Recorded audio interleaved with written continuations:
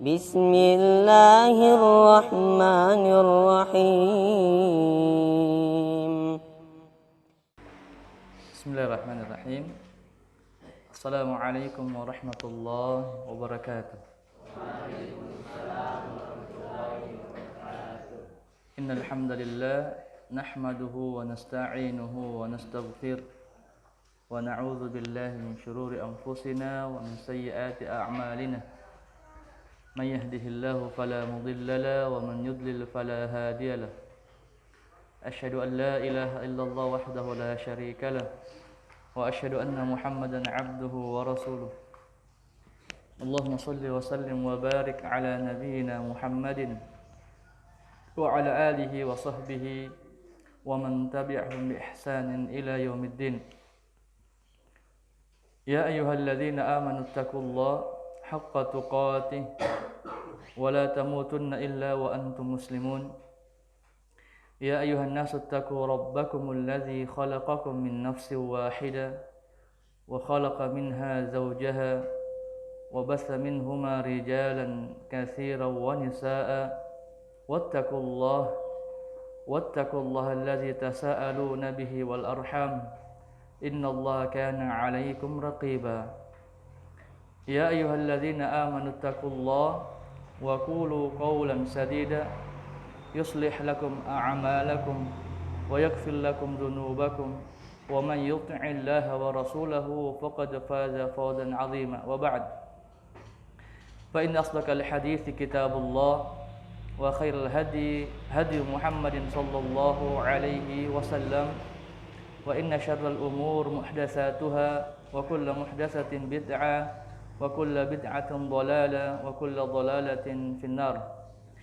Allahumma inna na'udzubika min ilmin la yanfa' wa min qalbin la yakhsha wa min nafsin la tashba' wa min da'watin la yustajabu laha. Ya Allah, kami semua yang berada di tempat ini berlindung diri kepadamu dari ilmu yang tidak bermanfaat dan dari hati yang tidak tenang, yang tidak khusyuk, serta dari jiwa yang tidak pernah merasa puas dan dari doa yang tidak Engkau ijabah. Allahumma inna nas'aluka al-ikhlasal qawli wal amali. Ya Allah, kami memohon kepadamu keikhlasan baik dalam ucapan kami maupun dalam perbuatan kami. Ikhwani fillah, rahimani wa rahimakumullahu jami'a. Ada sebuah riwayat yang mungkin di awal kita dengarkan. Suatu ketika Nabi alaihi salatu wassalam menyampaikan risalah dakwah Islam kepada masyarakat Mekah pada saat itu, di mana orang-orang memilih untuk menutup telinga, ya, sebagaimana ketika Rasulullah mendengarkan atau Rasulullah membacakan ayat, mereka terkesima, mereka seakan-akan tidak sanggup berucap, ya, saking betapa tingginya mukjizat Al-Quran itu, ya. Sampai pada suatu waktu ada di antara masyarakat Mekah atau penduduk Mekah yang menyambut orang-orang yang datang ke dalam kota Mekah, mengatakan bahwa ketika engkau masuk ke kota Mekah jangan bertemu dengan yang namanya Muhammad, karena dia adalah seorang yang gila, orang yang sakit, ya. Lantas di antara yang datang ke kota Mekah ada salah seorang raqi, ya, peruqyah, yang dikenal juga sebagai tabib juga, ya. Ya, kalau kita mungkin, ya, orang yang kerjanya dia mengobati, tapi dia tidak menetap seperti klinik yang saat ini kita lihat di kota-kota kita. Jalan, ya, dalam rangka melakukan ibadah, dia ke Mekah untuk melakukan ibadah. Kemudian dia mendengarkan penyampaian orang di gerbang kota Mekah bahwa jika engkau masuk ke dalam, jangan bertemu dengan yang namanya Muhammad karena dia adalah orang yang sakit. Apa yang terjadi? Karena dia basicnya peruqyah, dia berniat untuk mengobati yang namanya Muhammad ini. Maka dia pun datang menghampiri Muhammad alaihi salatu wassalam, kemudian menyampaikan bahwa saya tadi di gerbang zana mendapatkan kabar bahwa engkau adalah orang yang gila, orang yang sakit. Maka Rasulullah SAW membaca, ya, dalam riwayat yang lain Rasulullah SAW membaca ayat-ayat takwa yang tadi kita baca di awal, yang kita muqaddimah di awal tadi, innal hamdalillah nahmaduhu wa nasta'inuhu wa nastaghfir wa na'udzu billahi min syururi anfusina, ya. Kemudian membaca ayat-ayat takwa setelahnya. Maka orang yang, ya, tabib itu, yang roki itu mengatakan bisa diulang, ya. Maka Rasulullah mengulang lagi, innal hamdalillah nahmaduhu wa nasta'inuhu wa nastaghfir, sampai 3 kali. Kemudian, ya, tabib itu atau roki itu mengatakan, sungguh engkau bukan orang yang gila, ya. Dan setelah itu dia mengucapkan 2 kalimat syahadat. Maka Nabi SAW, ketahuilah, tidak mengawali nasihatnya, tidak mengawali khutbahnya, kecuali Nabi membaca sebagaimana yang tadi kita dengarkan di awal, ya, yang diistilahkan dengan khutbah hajah, ya, khutbah hajah. Innal hamdalillah nahmaduhu wa nasta'inuhu wa nastaghfir wa na'udzu billahi min syururi anfusina ila akhir. Dan ini adalah sunnah, ya. Ketika kita hendak menyampaikan khutbah di masjid-masjid atau menyampaikan nasihat dimanapun itu tempatnya, kita awali dengan khutbah hajah. Jemaah dirahmati Allah Subhanahu wa taala, sebelum kita masuk ke materi, maka saya hendak mengingatkan lagi untuk kita memperbaharui keikhlasan kita. Mari kita ikhlaskan niat kita, karena syarat diterimanya amal yang pertama adalah al-ikhlas, yaitu ikhlas kepada Allah Subhanahu wa taala. Ya, sebagaimana ketika Allah Subhanahu wa taala berfirman, "Wa ma umiru illa liya'budullah mukhlishina lahuddin hunafa wa yuqimus salata wa yu'tuz zakata wa dzalika dinul qayyimah." Dan tidaklah kita diperintahkan oleh Allah Subhanahu wa taala kecuali menyembah kepadanya, beribadah kepadanya dengan memurnikan niat kepada Allah Subhanahu wa taala semata. Di ayat yang lain, isyarat bahwa ikhlas adalah syarat kita atau menjadikan amalan kita diterima oleh Allah Subhanahu wa taala dalam surah Al-Kahfi. Di akhir surah Al-Kahfi Allah Subhanahu wa taala berfirman, "Faman kana yarju liqa'a rabbih falyamal 'amalan shalihan wa la yusyrik bi'ibadati rabbih ahada." Barang siapa yang ingin atau mengharapkan perjumpaan dengan Tuhannya, bertemu dengan Allah Subhanahu wa taala. Dan dalam ayat ini ulama Ahlussunnah wal Jamaah menegaskan sebagai asas, sebagai pondasi bahwasanya penghuni surga nanti akan bertemu dengan Allah, akan melihat Allah Subhanahu wa taala. Ila rabbiha nazirah. Ya, kepada Tuhannya dia melihat, dia memandang Allah Subhanahu wa taala. Sebagaimana sebagian, ya, ahlul bid'ah mengatakan nanti kita tidak akan mampu melihat wajah Allah Subhanahu wa taala. Dan ini bertentangan dengan akidah Ahlussunnah wal Jamaah, bahwasanya kita meyakini kita akan melihat wajah Allah Subhanahu wa taala tak kala kita masuk ke dalam syurga Allah Subhanahu wa taala. Sebagaimana dalam sebuah hadis, ya, Rasulullah SAW menyampaikan bahwa, ya, kita akan melihat wajahnya Allah Subhanahu wa taala terang menderang, jelas layaknya seseorang melihat bulan purnama di malam hari. Kemudian di riwayat yang lain Allah Subhanahu wa taala menyampaikan, bertanya kepada penghuni surga, apakah engkau ingin nikmat tambahan? Ya. Kemudian penghuni surga mengatakan, nikmat apa lagi ya Allah yang engkau tawarkan kepada kami, padahal kami sudah merasakan nikmat yang begitu banyak. Ya.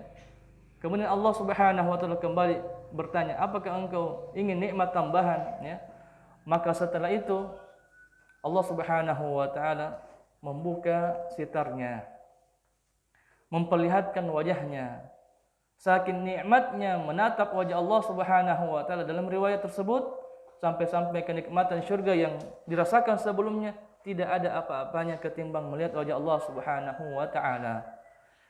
Semoga kita diberikan taufik hidayah, petunjuk oleh Allah Subhanahu wa taala, yang kita mampu mengisi kehidupan kita ini dengan berbanyak amal saleh, mengikhlaskan niat dalam beramal sesuai dengan tuntunan Nabi alaihi salatu wassalam, yang akhirnya kita pun diwafatkan dalam kondisi di atas sunnahnya, di atas akidah yang benar, dan akhirnya kita dikumpulkan oleh Allah Subhanahu wa taala di surganya.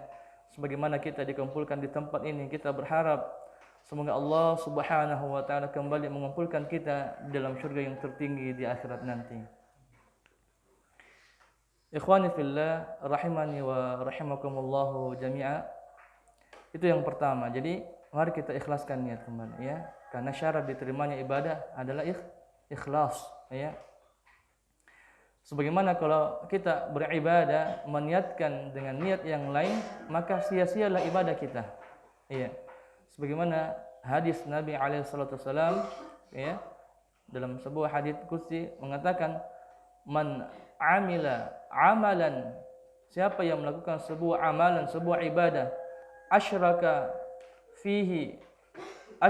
ghairi fihi ma'i, atau asyraka fihi ghairi ma'i, dia menyekutukanku di dalam amalannya tersebut, taraktuhu wa syirkahu, maka saya tinggalkan dia dan saya tinggalkan apa yang dia sekutukan denganku. Sia-sia para jamaah rahmati Allah kalau kita tidak mengikhlaskan niat dalam setiap amalan kita.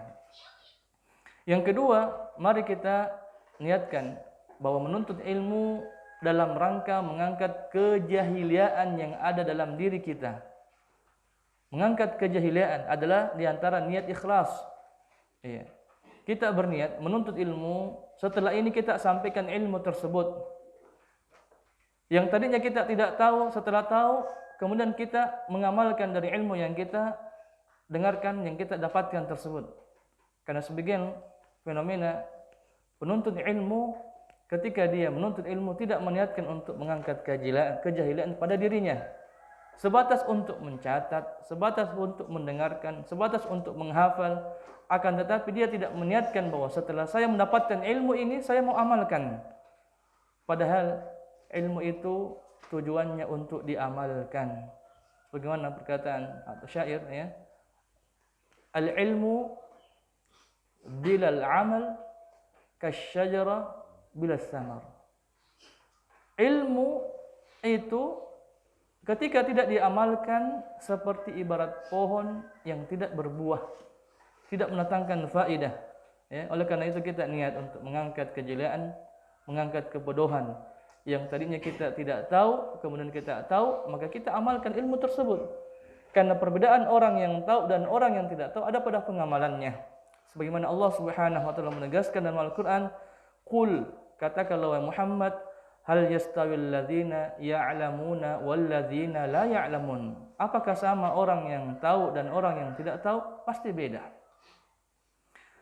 Kemudian selanjutnya kita akan mendengarkan satu topik yang penting, di mana topik ini ya mungkin sudah sering kita dengarkan, sudah sering kita ya bahas, dan ini adalah bagian dari penjelasan kitab yang dikarang oleh Syekh Muhammad bin Abdul Wahhab rahimahullahu taala ya, yang berjudul Fadlu al-Islam, keutamaan Islam. Kenapa kita membahas kitab ini atau kita mengambil sebagian dari kitab ini? Karena sebagian kita lahir dalam kondisi telah berislam. Kita kebetulan atau kita ditakdirkan lahir dari rahim seorang ibu yang sudah berislam. Akhirnya kita pun lahir dalam kondisi Islam, beragama Islam. Kita kebetulan atau ditakdirkan oleh Allah Subhanahu wa taala lahir di kondisi atau di perkampungan Islam. Akhirnya kita pun juga berislam. Apa yang terjadi? Karena mereka tidak tahu keutamaan fadilah dari agama Islam itu sendiri, maka dia berislam sesuai dengan hawa nafsunya. Atau tidak sedikit di antara mereka hanya ber-KTP Muslim, mohon maaf. Akan tapi pengamalan-pengamalannya jauh dari ajaran Islam. Iya. Dan mengapa kita penting membahas ini? Agar supaya nikmat yang agung ini kita mampu memegangnya erat-erat dan kita membawanya sampai akhir hayat kita. Kalau keutamaan Islam kita tidak tahu, fadilah Islam kita tidak tahu, maka akidah kita rapuh. Bisa saja kita berpindah agama dan akhirnya kita wafat dalam kondisi bukan di atas Islam. Padahal Allah Subhanahu wa taala berfirman, "Wala tamutunna illa wa antum muslimun." Dan janganlah kalian sampai mati, sampai wafat kecuali di atas agama Islam. Dan apa balasannya tatkala kita wafat di atas Islam? Tidak ada tempat kembali kecuali surga Allah Subhanahu wa taala. Kitab ini diawali dengan sebuah potongan ayat dalam Al-Qur'an surah Al-Maidah ayat 3.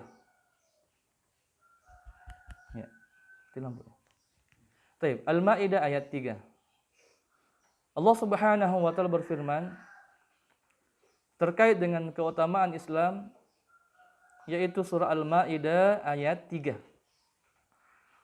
Allah Subhanahu wa taala berfirman, "A'udzu billahi minasyaitonir rajim. Al-yawma akmaltu lakum dinakum wa atmamtu 'alaikum ni'mati wa raditu lakumul Islama dina."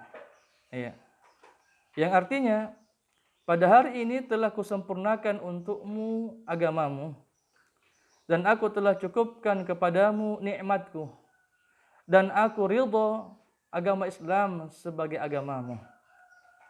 Suatu ketika Umar bin Khattab radhiyallahu anhu yang pada saat itu dalam posisi khalifah.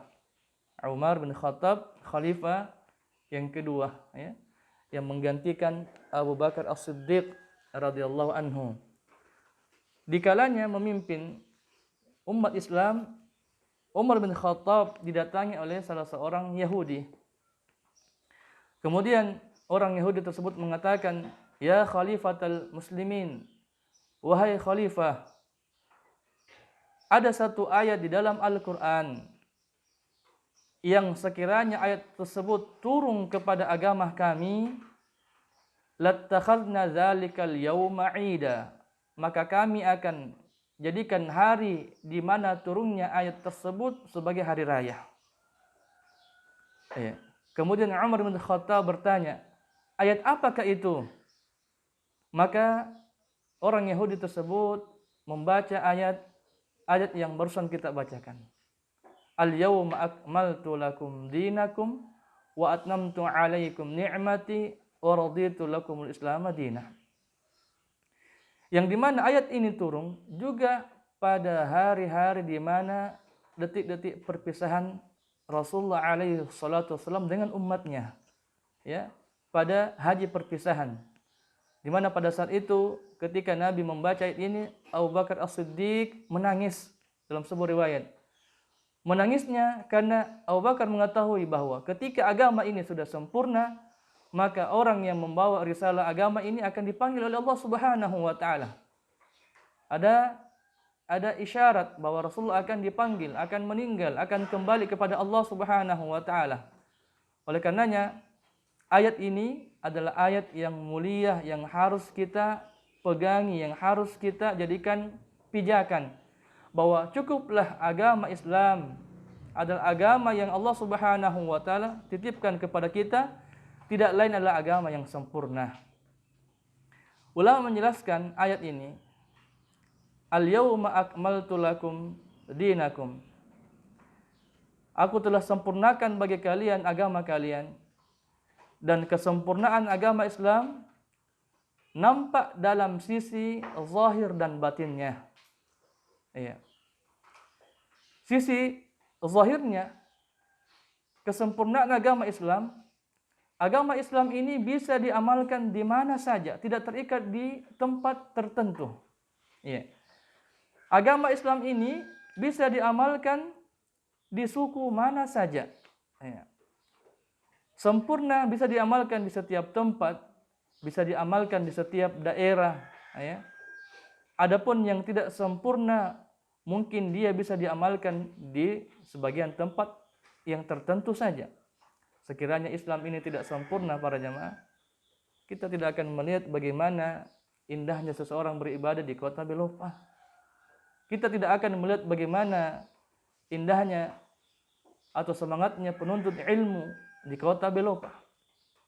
Kita tidak akan merasakan bagaimana nikmatnya persaudaraan di tempat ini jika Islam itu tidak sempurna.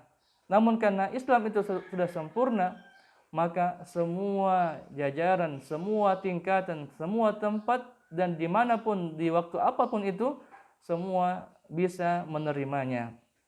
Dan semua bisa mengamalkannya.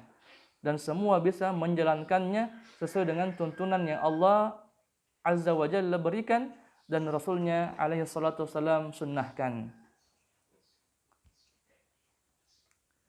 Jemaah dirahmati Allah Subhanahu wa taala,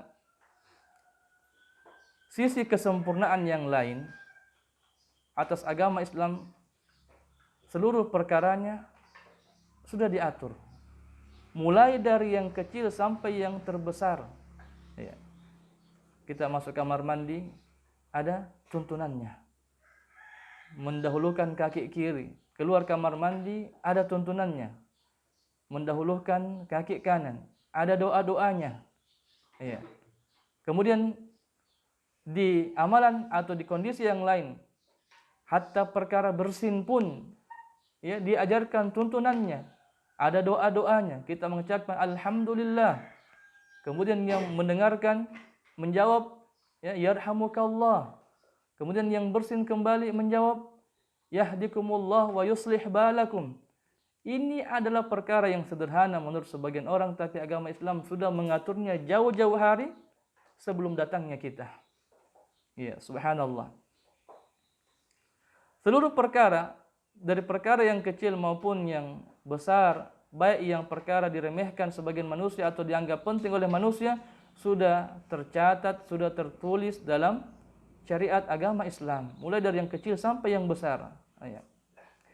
Bahkan dalam urusan yang diremehkan, ya, dianggap remeh oleh manusia, seperti tata cara buang air kecil, buang air besar, di mana kita menghadap, ya, bagaimana cara duduknya dan seterusnya, itu tercantum dalam syariat Islam.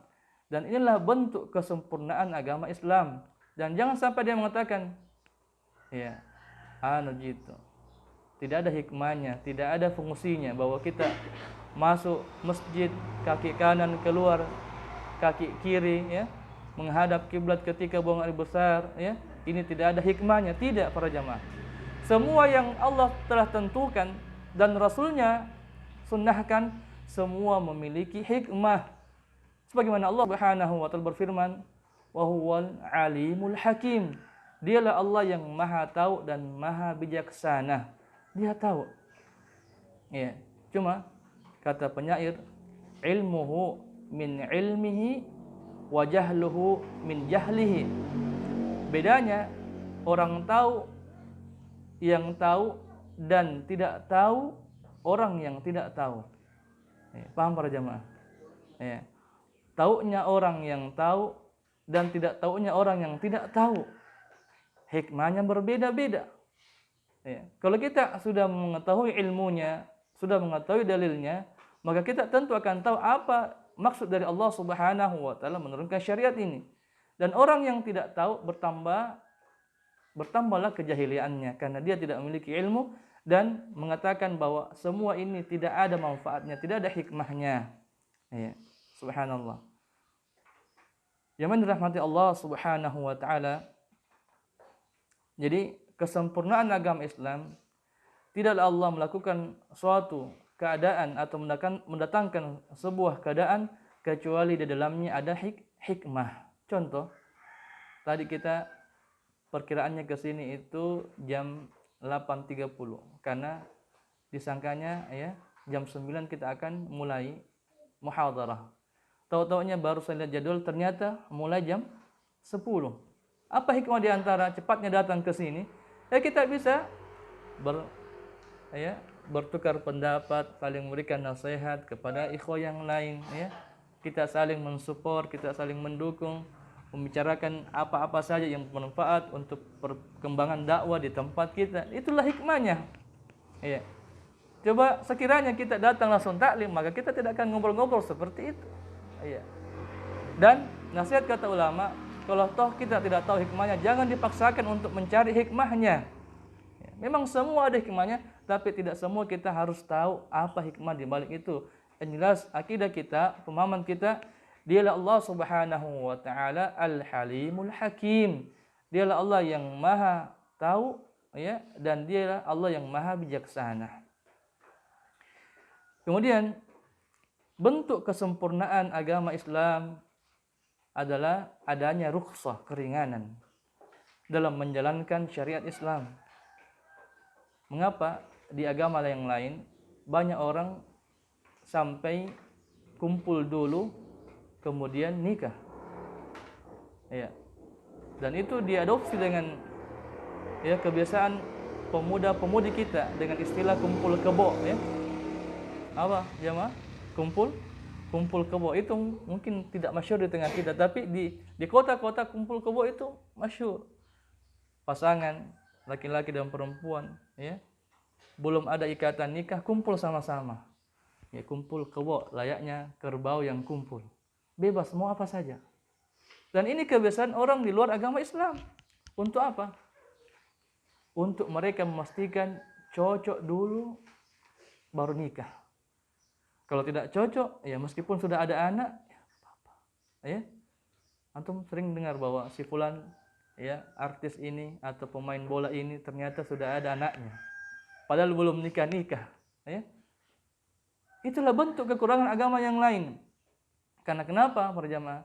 Agama lain tidak ada syariat talak dan tidak ada syariat rujuk. Subhanallah. Agama Islam nikah. Kalau tidak cocok, talak. Ceraikan. Talak 1, talak 2, talak 3. Agama yang lain tidak ada. Pokoknya kalau sudah cocok, nikah. Meskipun cocoknya itu setelah 2 tahun. Sudah kumpul sama-sama. Jangankan saling melihat aurat satu sama lain, ya. Sudah berhubungan layaknya suami istri, setelah itu baru menikah. Bagaimana kalau sudah ada anaknya baru tidak cocok? Mereka tidak nikah. Cari pasangan yang lain. Dan agama Islam, subhanallah, ya, adalah agama yang memberikan keringanan. Dan dalam Islam mengajarkan masalah akidah yang sangat lengkap. Ya, apa yang kita butuhkan ada di dalam Al-Quran. Kita mempelajari, ya, sudah berlalu tentang ucapan Ibnu Uyainah yang dinukil oleh Syekh Shalih Utsaimin ketika membahas tentang masalah muru'ah. Ditanya oleh murid-muridnya. Jadi Syekh Utsaimin pernah ditanya oleh murid-muridnya terkait dengan dalil muru'ah dalam Al-Quran. Apa itu muru'ah, para jamaah? Ya, kayak semacam harga diri, wibawa. Adakah dalil muru'ah dalam Al-Quran? Sekiranya Al-Quran itu sempurna, agama Islam itu sempurna, ada? Ada, para jamaah. Syekh Utsaimin membaca sebuah potongan ayat dalam Al-Quran, khuzil afwa wa'mur bil ma'ruf wa a'rid 'anil jahilin. Yaitu jadilah engkau menjadi seorang yang memiliki sifat pemaaf. Wa'mur bil ma'ruf, yang kedua, ajaklah seseorang untuk melakukan kebaikan. Wa a'rid 'anil jahilin, dan berpalinglah kepada orang-orang yang jahil. Maka 3 ini jika engkau hendak mendatangkan wibawah kepada dirimu, maka 3 tips. Yang pertama adalah hendaknya engkau menjadi sosok pemaaf. Yang kedua, engkau selalu memberikan nasihat, menyampaikan kebaikan kepada manusia. Yang ketiga, berpaling jadi orang-orang yang jahil.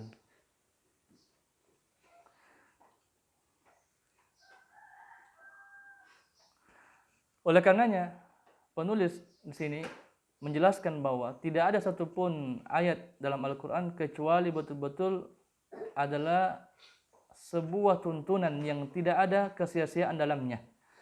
Sebagaimana Allah Subhanahu wa taala menegaskan dalam Al-Qur'an, "Ma farratna fil kitabi min syai'." Al-An'am ayat 38. Kata Allah Subhanahu wa taala dalam Al-Qur'an surah Al-An'am ayat 38, "Ma farratna fil kitabi min syai'." Yang artinya, kami tidak sia-siakan, tidak satupun yang ada di dalam Al-Quran itu adalah perkara yang sia-sia. Ya, tidak ada satupun dalam Al-Quran itu perkara yang sia-sia. Semua ada hikmahnya, semua ada aturannya, semua sudah ada timbang-timbangnya. Dan disitulah bentuk kesempurnaan agama Islam. Ada yang pernah nyelot ya, Ustaz, gimana Pak Dek terkait dengan dalil membuat pesawat? Ada tidak dalam Al-Quran? Kalau agama itu sempurna. Ya, para santri, ada dalil membuat pesawat. Iya, ada bahwa dalam Al-Quran itu, ya, buat ininya dulu, mesinnya, sayapnya, ada tidak? Ada para jamaah. Iya. Apa dalilnya dalam Al-Quran? Iya. Fas'alu ahlal dzikri in kuntum madza? In kuntum la ta'lamun. Dan bertanyalah kepada orang yang tahu jika engkau tidak tahu. Ya, antum tidak tahu bikin pesawat, tanya ke Pak B.J. Habibie. Itulah dalilnya.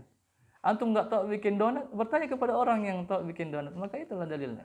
Ya, fas'alu ahlal dzikri in kuntum la ta'lamun. Baik. Kemudian al-yawma akmaltu lakum dinakum, pada hari ini telah kami sempurnakan agama kalian, ya.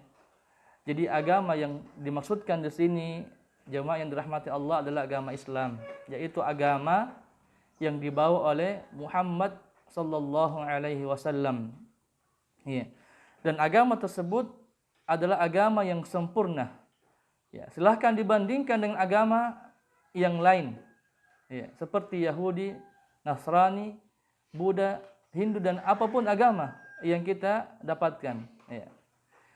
Di dalam agama kita ada akidah, ada ibadah, ada akhlak.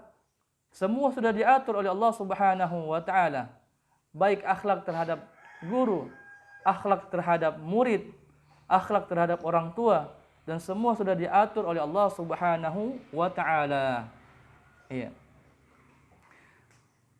Kemudian potongan ayat selanjutnya, wa atmamtu alaikum ni'mati. Jadi tadi kita jelaskan itu al-yauma akmaltu lakum dinakum. Kemudian wa atmamtu alaikum ni'mati. Ya. Dan telah aku sempurnakan atas kalian nikmatku. Menunjukkan bahwa Islam adalah agama nikmat. Nikmat yang besar, nikmat yang agung. Sehingga dengan Islam kita menjadi terang benderang kehidupan kita, ya, tahu apa yang kita harus kerjakan, kepada siapa kita harus beribadah, semua itu terang menderang. Agama yang lain, ya, dalam urusan ubudiyah saja mereka tidak terang menderang. Dalam urusan ibadah saja dia harus beribadah kepada 3 Tuhan. Ya. Ya, ada trinitas. Ya. Ada yang diibadahi, ya, benda-benda yang dia buat sendiri, benda tersebut yang dia sadar bahwa benda tersebut tidak mendatangkan manfaat kepadanya, ya. Tapi toh dia pun menyembahnya, dia pun meminta kepadanya, dan dia pun pusing dibuat olehnya. Oleh karena itu agama Islam ketika menyempurnakan nikmat kepada hambanya, ketika Allah menyempurnakan nikmat kepada hambanya, maka Allah Subhanahu wa taala menjadikan agama Islam ini terang menderang dalam semua urusannya. Ya. Kemudian potongan ayat yang terakhir, wa raditu lakumul islama dina. Dan aku ridho agama Islam sebagai agama kalian. Allah Subhanahu wa taala ridho. Artinya kalau kita mengikuti agama Islam ini, maka insya Allah kita akan diridhai oleh Allah Subhanahu wa taala. Ya. Ketika Allah ridha kepada manusia, maka inilah adalah anugerah yang sangat besar. Dan inilah yang kita cari. Seorang muslim berusaha bagaimana melakukan sesuatu yang menjadi Allah ridha kepadanya. Kita tahu bahwa balasan ridha ketika Allah menjanjikan ridha, radhiyallahu anhum wa radu'an, ketika Allah sudah ridha kepada kita, ya. Sekali lagi para jamaah, kalau kita ridha kepada Allah, itu adalah perkara yang wajar. Ya. Karena betapa banyak nikmat yang kita rasakan semua datang dari Allah Subhanahu wa taala. Namun yang luar biasa, yang istimewa, ketika Allah Subhanahu wa taala ridha kepada kita. Dan cara untuk kita mendapatkan ridha Allah Subhanahu wa taala dengan berpegang teguh kepada agama Islam. Sebagaimana agama Islam adalah agama yang diridhai oleh Allah Subhanahu wa taala. Allah Subhanahu wa taala berfirman, "Wa raditu lakumul Islama dina." Dan saya ridha kepada agama Islam sebagai agama kalian.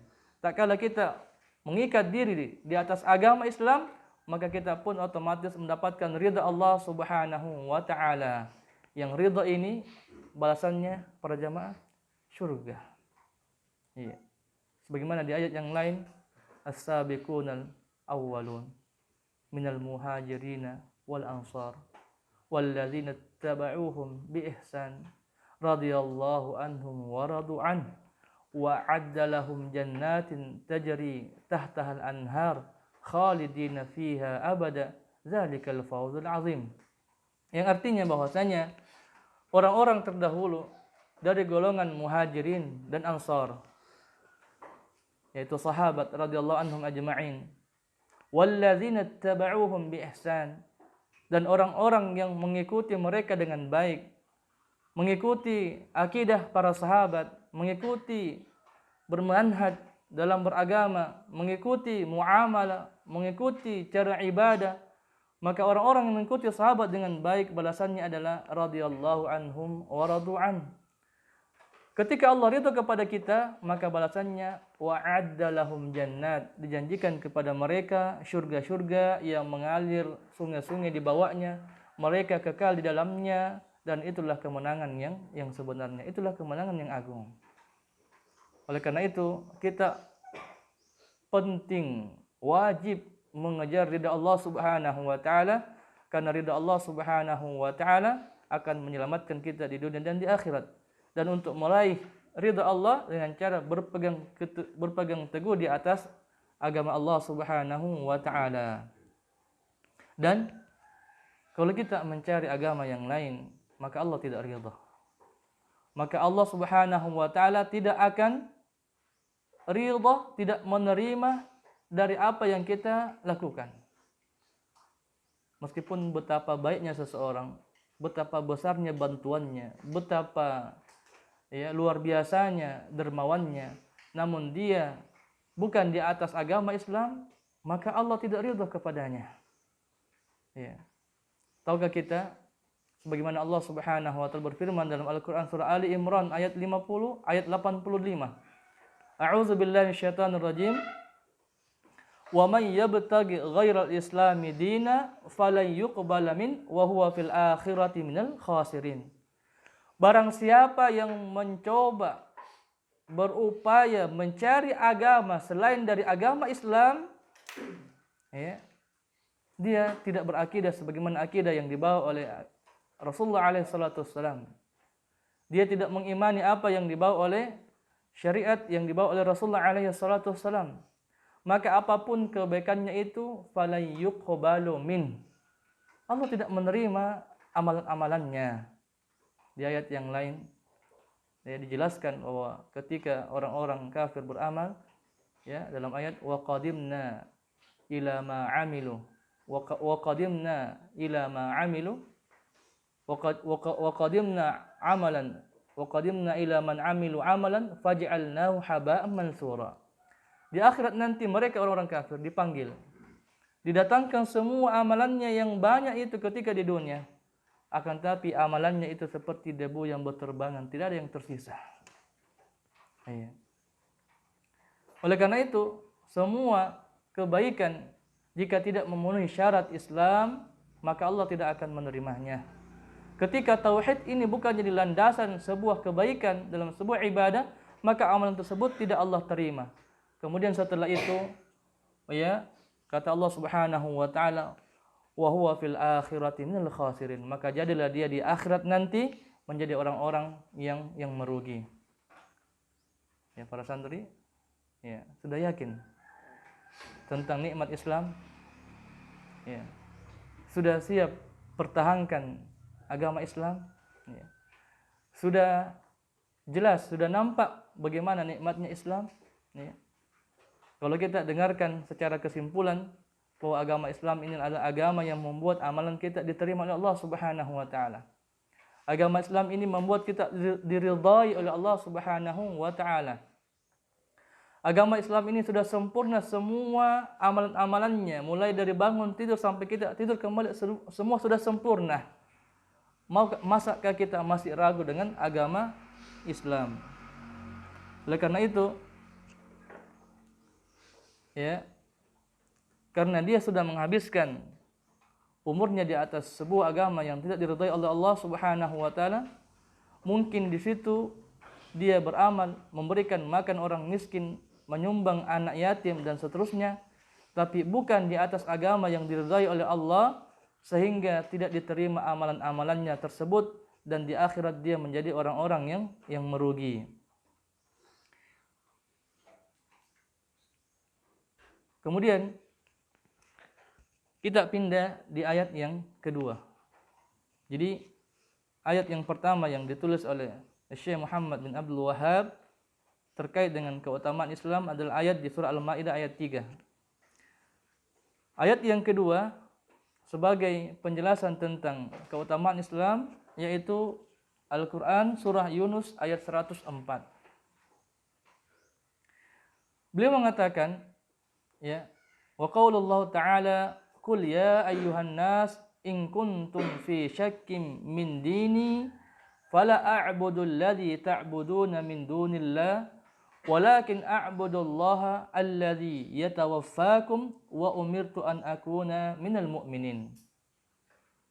Yang artinya, kul, katakanlah wahai Muhammad, ya ayyuhan nas, wahai sekalian manusia, in kuntum fi syakkim min dini, sekiranya engkau meragukan agamaku ini, agama yang dibawa oleh Muhammad, fala a'budu alladhi ta'buduna min dunillah, ketahuilah bahasanya aku tidak menyembah apa yang kalian sembah, walakin a'budullaha alladhi yatawaffakum, ya, akan tapi saya menyembah Allah Subhanahu wa taala yang telah menjadikan atau telah mewafatkan orang-orang di antara kalian.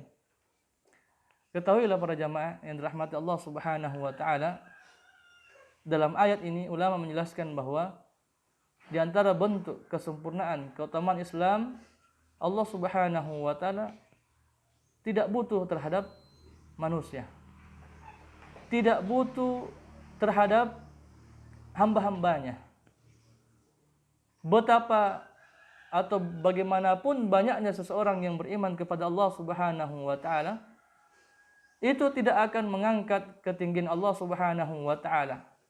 Dan betapa jauhnya pun kita dari agama Allah Subhanahu wa taala, itu tidak mengurangi derajat Allah Subhanahu wa taala. Maka Allah Subhanahu wa taala mengatakan, "Fala a'budu alladhi ta'buduna min dunillah." Ketahuilah bahwasanya aku tidak akan menyembah apa yang kalian sembah selain Allah, walakin a'budul ladzi yatawaffakum. Walakin a'budul ladzi, aku tetap hanya menyembah Allah. Dalam penjelasan ulama di sini bahwasanya di antara bentuk kesempurnaan agama Islam, Allah tidak membutuhkan hambanya. Allah tidak butuh kepada makhluknya. Justru kita yang butuh kepada Allah Subhanahu wa taala. Sebagaimana agama yang lain tidak menampakkan demikian. Ya. Terkadang seorang yang membawa atau mensyiarkan agama Allah Subhanahu wa taala terkesan dia membutuhkan sesuatu dari orang-orang yang mengikutinya, orang-orang yang menyembahnya, mengambil kepentingan dari orang-orang yang beribadah kepadanya.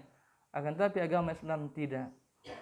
Bahkan kita tidak dianjurkan mengikuti orang-orang yang tak kalah menyeru agama Allah dengan dasar mengharapkan keuntungan duniawi. Iya. Bagaimana Allah abadikan dalam banyak ayat, ya, bahwa dalam surah Hud misalnya Allah Subhanahu wa taala berfirman, ya, bahwa apakah, ya, kami datang untuk meminta ajra, meminta balasan kepadamu, ya. Sungguh ajaran ajra, balasan itu datang dari Allah Subhanahu wa taala, ya. Ya. Di ayat yang lain Allah menyeru, dan ikutilah orang-orang yang menyampaikan agama ini dengan tidak mengharapkan balasan apapun dari kalian. Kemudian dalam ayat ini dikatakan, walakin a'budullah, makna dari ayat ini adalah isbat. Ya. Walakin a'budullah maknanya adalah isbat, penetapan bahwa tidak ada yang berhak untuk diibadahi kecuali hanya kepada Allah Subhanahu wa taala. Ayat yang sebelumnya fala a'budul ladzi, maknanya ini adalah menafikan.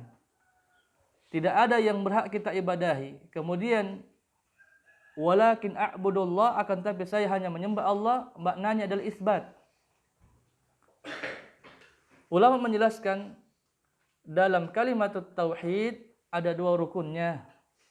Yang pertama menafikan, yang kedua menetapkan. Dan kalimat yang menafikan dalam ayat ini adalah fala a'budullah, saya tidak menyembah, fala a'budul ladzi ta'buduna min dunillah, saya tidak menyembah orang-orang, fala a'budu alladzina ta'buduna min dunillah, bahwasanya saya tidak akan menyembah apa yang orang-orang yang lain sembah. Ini menafikan. Kemudian isbat, walakin a'budullah, akan tapi aku hanya menyembah Allah Subhanahu wa taala. Di sini adalah isbat. Inilah agama Islam. Inti dari agama Islam ada pada kalimat la ilaha illallah. Ya, para santri yang dirahmati Allah, ulama menjelaskan, ya, terkait dengan la ilaha illallah ini memiliki rukun. Ya, ini mungkin agak tidak spontan kita bisa pahami, akan tapi paling tidak saya sampaikan bahwa kalimat la ilaha illallah yang selama ini kita ucapkan itu tidak menjadikan kita benar di atasnya kalau kita tidak menjalankan dua rukunnya. Iya. Antum hafal dan antum sudah ucapkan, sering ucapkan bahkan. Akan tapi kalimat la ilaha illallah itu memiliki rukun. Rukun yang pertama kata ulama adalah nafi, menafikan. La ilaha, tidak ada yang berhak diibadahi. Tidak ada. Ya. Bagaimanapun hebatnya, bagaimanapun kuatnya, tidak ada yang berhak diibadahi. Ya. Yang namanya ibadah, di dalamnya termasuk menyembelih, termasuk di dalamnya berdoa, termasuk di dalamnya isti'anah, meminta perlindungan. Tidak ada yang berhak kita meminta kepadanya. Tidak ada berhak yang kita meminta perlindungan kepadanya. Tidak ada yang berhak kita meminta tambahan rezeki kepadanya. Tidak ada yang berhak kita memberikan sembelihan kepadanya. Ini konsekuensi la ilaha. Menafikan. Kalau ada yang mengatakan la ilaha illallah, namun di sisi lain dia masih tetap mendatangi dukun, ya, dia masih menggunakan jimat-jimat, dia masih mendatangi pohon-pohon, ya, dia masih meminta di batu-batu yang besar, maka dia tidak memenuhi rukun yang pertama ini. Dia tidak menafikan, ya, belum masuk ke rukun yang pertama, yaitu la ilaha. Tidak ada zat, tidak ada ilah yang paling berhak diibadahi. Kemudian rukun yang kedua al-isbat, menetapkan illallah, hanya Allah, tidak ada yang lain. Ya. Tidak ada yang berhak diibadahi hanya kepada Allah Subhanahu wa taala. Tidak ada yang berhak kita memberikan sembelihan kepadanya kecuali hanya kepada Allah Subhanahu wa taala. Jika terpenuhi dua rukun ini, barulah kita berada di atas pijakan la ilaha illallah. Kalau belum, maka kita belum termasuk di atas pijakan yang benar. Sebagaimana orang-orang kafir Quraisy, dia juga mengatakan la ilaha illallah. Ya. Orang-orang kafir Quraisy mengatakan juga la ilaha illallah. Akan tetapi dalam pengamalan uluhiyahnya, dalam pengamalan ubudiyahnya, dia tidak mengamalkan la ilaha illallah. Buktinya, selain dia meminta kepada Allah Subhanahu wa taala, dia pun meminta kepada selain Allah Subhanahu wa taala. Tapi coba kita tanya, man khalaqas samawati wal ard? Siapa yang menciptakan langit-langit, 7 lapis langit dan bumi ini? La yaqulunallah. Pasti otomatis dia mengatakan Allah. Dia mengatakan Allah. Tapi kenapa dalam Al-Quran dia masih dikelompokkan dalam golongan orang-orang musyrikin, ya, orang-orang kafir Quraisy? Kenapa? Karena selain dia meminta kepada Allah, dia pun meminta kepada selain Allah Subhanahu wa taala. Iya. Jadi para santri, ya, kalau antum ya mungkin masih bawa kebiasaan dari kampung, ya, atau kebiasaan orang-orang tua kalian, ya, yang mungkin masih mengikatkan sesuatu, ya. Dulu santri kami di pondok itu di awal-awal ada yang ikat sesuatu di perutnya, ya, supaya katanya tidak sakit di pondok, ya. Ini dia tidak mengamalkan la ilaha illallah. Kenapa? Dia menyandarkan dirinya kepada selain Allah Subhanahu wa taala. Coba bayangkan seorang ibu yang mencurahkan kasih sayangnya kepada anaknya. Yang sebelumnya dia hamilkan dulu, dia kandung anaknya, ya. Setelah itu dilahirkan. Kemudian disusui, kemudian diberikan uang, diajar ilmu sampai besar. Kemudian pintar mencari uang sendiri, sukses nih. Kemudian gaji pertamanya dikasih sama tetangga. Kira-kira orang tuanya itu apa yang terjadi? Marah atau tidak? Ya, marah. Walillahil masalul a'la. Dan adalah Allah memiliki permisalan yang lebih tinggi lagi. Allah sudah kasih kita nikmat. Allah sudah kasih kita keamanan. Allah sudah kasih kita hidayah. Allah sudah kasih kita, ya, pasangan. Allah sudah kasih kita penghasilan. Tahu-taunya kita arahkan nikmat-nikmat tersebut, ya, ke jalan yang Allah tidak ridhai. Kita salurkan rezeki kita dalam bentuk, ya, sesajen-sesajen. Kita bawakan ke kuburan. Kita menjadikan ritual-ritual, ya, kesyirikan untuk jin, ya, dan banyak lagi sebagai bentuk, ya, hal-hal yang dibiasakan oleh orang-orang tua kita sebelumnya, yang dimana tersebut adalah hal yang mendatangkan murka Allah Subhanahu wa taala. Sebagaimana tadi kita bilang, seorang orang tua yang mendampingi anaknya, membiayai anaknya sampai besar, sampai mampu mandiri. Kemudian ketika menghasilkan sesuatu, dia justru memberikan hasilnya tersebut kepada orang lain. Maka marahnya orang tua lebih marah lagi Allah, lebih murka lagi Allah Subhanahu wa taala ketika mendapati hambanya itu menyekutukannya.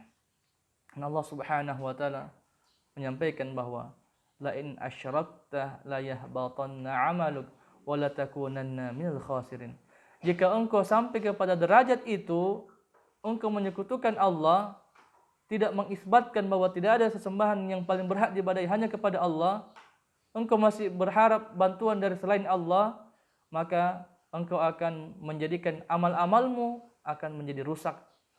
Iya. Amal-amal kalian akan menjadi rusak. Hafalan Quran kita rusak. Sedekah kita rusak. Qiyamul lail kita rusak. Bahkan haji dan umrah kita rusak tak kala kita masih menyekutukan Allah Subhanahu wa taala. Dan kita akan kembali di akhirat nanti dalam kondisi orang yang merugi. Nas'alullah salama wal afiyah. Jemaah dirahmati Allah Subhanahu wa taala. Kemudian di antara keutamaan agama Islam, ya. Ya kita lompat karena ini sebenarnya pembahasan panjang dan khawatir kita tidak mendapatkan oleh-oleh dari apa yang kita harapkan dalam kitab ini. Ya. Di antara keutamaan agama Islam, orang yang berpeluk dengan agama Islam akan mendapatkan balasan pahala yang besar di sisi Allah Subhanahu wa taala. Dalam sebuah hadis, ya, yang diriwayatkan oleh Imam Muslim, bahwasanya Rasulullah menyampaikan, man ya'malu li min ghudwatin ila nisfin nahar ala qirat fa'amilatil yahud thumma qala man ya'malu li min nisfin nahar ila salatil asr ala qiratin fa'amilat an-nasara thumma qala man ya'malu li min al-asr ila an taghibu syamsu ala qiratain fa antum hum faghadibatil yahud wan nasara faqalu ma lana aktsaru malan wa aqallu ata'an. Subhanallah. Suatu ketika ya Rasulullah menyampaikan bahwa siapa yang mampu melakukan sebuah pekerjaan yang balasan dari pekerjaan itu adalah satu qirat. Satu qirat itu ya kalau kita lihat dalam sebuah hadis itu pahalanya seperti satu gunung Uhud, ya. Satu gunung Uhud. Yang kita tahu bahwa gunung Uhud itu panjang, ya. Masya Allah. Kata Rasulullah, siapa yang mampu melakukan amalan dari pagi hingga zuhur, ya pagi hingga zuhur. Dari jam berapa itu para jamaah? Itu dari jam 6 sampai zuhur. Jadi 7, 8, 9, 10, 11, 12 atau 6 jam ya. 6 jam ini balasannya qirat. Satu qirat.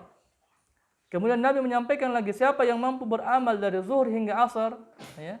Jadi jam 1, 2, 3, ya 3,5 lah. Maka balasannya juga satu qirat. Dari zuhur sampai asar diambil oleh orang-orang Nasrani. Dia yang mengamalkan. Dari pagi hingga zuhur yang mengambilnya adalah orang-orang Yahudi. Kemudian terakhir kata Rasulullah, siapa yang mampu beramal dari asar hingga maghrib, maka balasannya 2 qirat. Maka tawaran ini diamalkan oleh orang-orang Islam. Maka orang-orang Yahudi dan Nasrani protes. Ya, malana aktsara amalan wa aqalla ata'an. Kenapa kami beramal panjang, beramal banyak tapi balasannya sedikit? Sedangkan orang Islam itu mengamalkan amalan yang singkat tapi balasannya besar. Iya.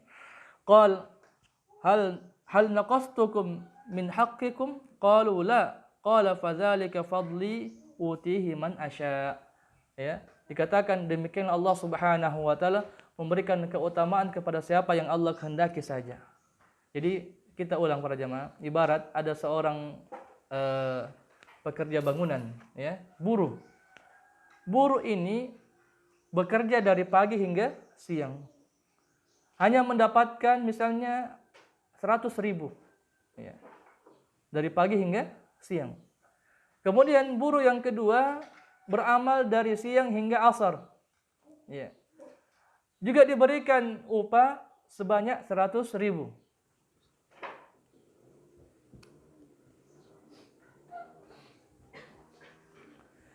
Kemudian buruh yang ketiga beramal dari asar sampai maghrib, kemudian mendapatkan upah sebanyak 200.000. Ya. Kira-kira kalau kita di posisi itu, apa yang kita katakan?